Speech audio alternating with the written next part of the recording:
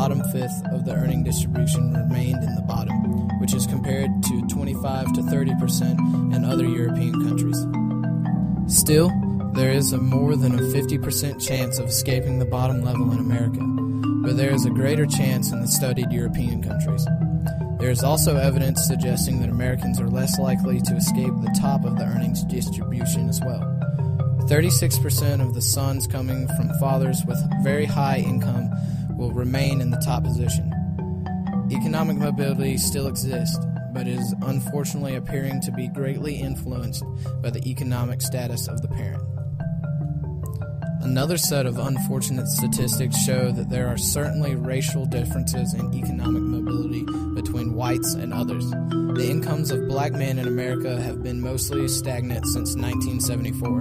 In fact, the average income of black American males in 2004 was lower than the average in 1974. According to the statistics, white males have a much higher income than blacks, but their income hasn't been increasing that much either. Black children are suffering because of the unfortunate low income of their parents. If a black child is born into the bottom fifth of the economic distribution, there's over a 50% chance that the child will remain in the bottom, as opposed to only 31% chance for white children. In fact, for all 5 economic groups, white children have a better chance of moving up in the economic ladder when compared to blacks.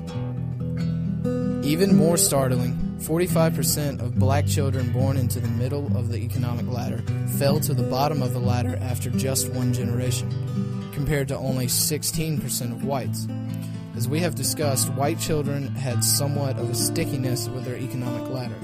Most children born into their economic levels have a good odds of remaining in that position. Unfortunately for black children, past economic success does not seem to protect their economic status as much as it does for white children.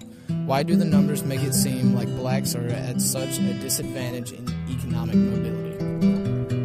A possible reason for the severe gap between whites and blacks may be marriage rates. It seems that the only reason that families are increasing their incomes over generation is the fact that more women are working now. Both white women and black women have had impressive increases in income. White women are now making over 5 times what they were making 30 years ago.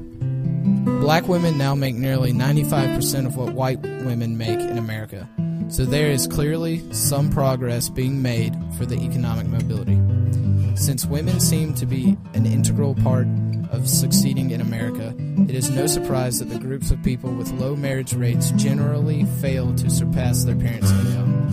In 1969, 89% of whites were married as opposed to the 68% of blacks. Thankfully, education rates have been greatly increasing over the past 100 years as well. At the beginning of the 20th century, roughly 20% of women and men completed high school. 90 years later, nearly 90% of men and women are becoming high school graduates. The same is true for the different ethnic groups. Less than 10% of blacks and Hispanics were graduating high school in 1901. And 90 years later, nearly 80% of both groups are graduating high school. Thankfully, people are understanding that hard work is essential to succeeding in the economy, and nearly everyone is beginning to take an initiative by going to school. These studies prove that economic mobility is still surviving and will continue to survive as more and more people realize the importance of education to economic success. Women have also been enjoying a great period of economic mobility. In 1964, women were making little to no money at all. 30 years later, in 2004, the median income of working women was over $20,000. Their income has consistently increased over the years, while the median of men's income has fluctuated but mostly stayed the same. Women have been advancing up the economic ladder for the past 30 years and will continue to be upwardly mobile in the coming years. Perhaps the greatest success story of the American dream and economic success is within the immigrants who come to America to start a new life. Almost 1 million legal immigrants came into the United States between 2000 and 2005, and all were hoping for a prosperous life. Considering what the wages of immigrants could be in their home countries, America is the land of opportunity, where one can go from nothing to something. Studies show that there is much mobility between generations of legal immigrants.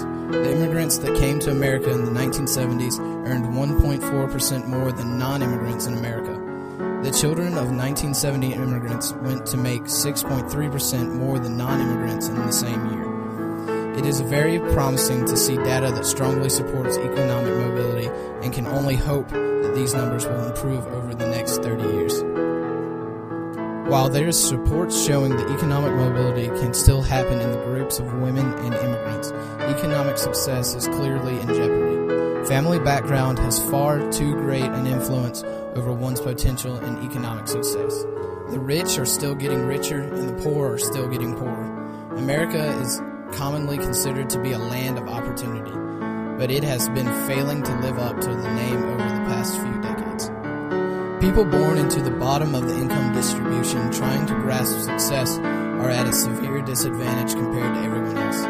Can the American dream truly exist if success is nearly impossible to obtain at the bottom and much easier to attain at the top of the economic ladder? Although the grim statistics make an effort to end all hope, there are still 6% of people that make the climb from rags to riches. The American dream was once a shining light illuminating opportunity and success for all, but unfortunately it is dimming. We must work together as a country to lessen the effect of family background. Our ideal country is that where the ones working the hardest will enjoy the most success. We are on our way to it as more and more people realize the need of a good education to be upwardly mobile. Economic mobility, a shining possibility still within our reach.